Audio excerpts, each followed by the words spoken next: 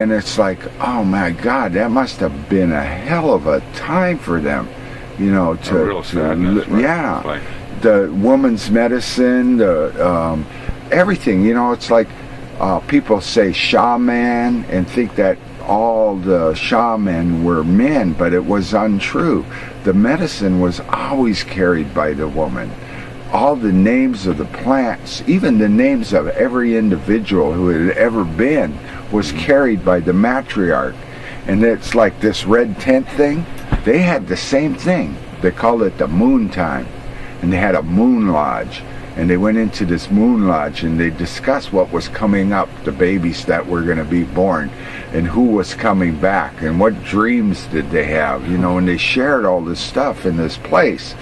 And they had counseling sessions, you know. It's like counseling sections of the matriarch where women were invited into this circle, and all these women, they would bring the problems. They would be allowed to bring the problems, and then the people would discuss the solutions. And if that woman brought the problem back in the next month, they moved.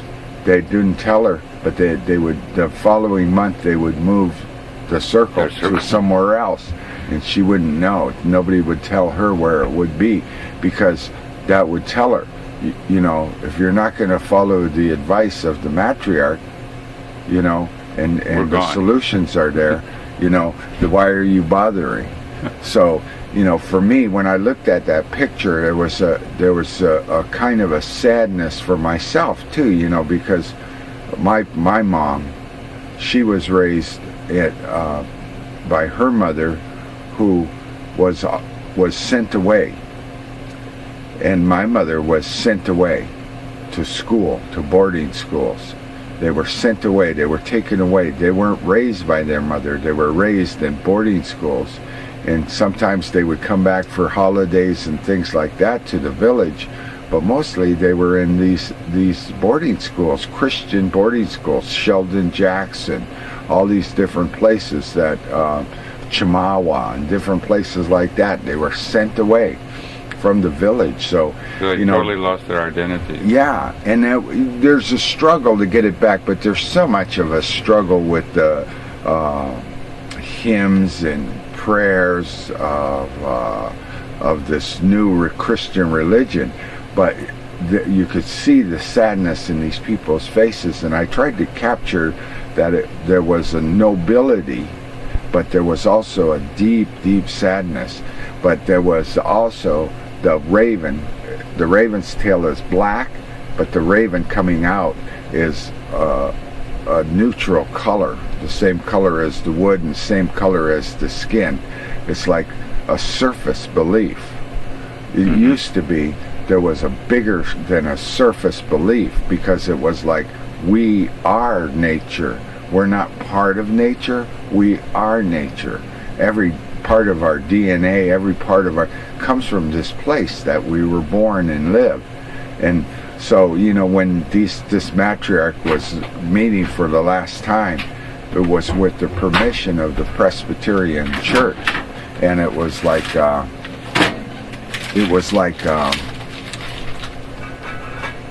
a time where they were embracing another way of believing, but really sad for all the losses that they had. And it's ironic that just soon after that, it was mostly the men like Dr. Kood and different men that surfaced out of the tribes that became the medicine people, or the shaman, the really powerful shaman that were accused of witchcraft and stuff like that. Dr. Kood spent in the when St. Quentin was first built, he's a Haida shaman, and because he wouldn't give up his shamanism, he was one of the first prisoners ever held in San Quentin in California, taken away from Alaska and put in prison because he was a medicine man, you know. And that was the whole thing behind the mask. And That's a real gift to have, then, Ralph. That whole thing behind that mask and the way she has her hair braided up, that's the way that's not just a woman's way. When your hair is up on top of your head like that, it is protecting this place. They're the same as a lot of the Eastern religions that have chakras. That's your main chakra. That is the soft spot on your head when you're a baby. That's totally protected. You know, in the old days, they built the little hats just like the Jewish people had, you know, to protect that part of your head.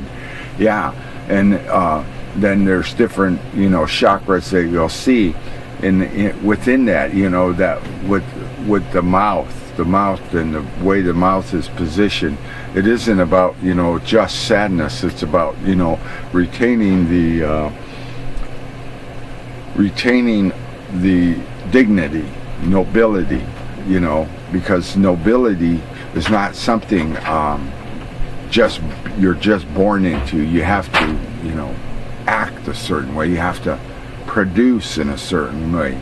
You have to be able to retain all the knowledge that was passed from generation to generation to generation.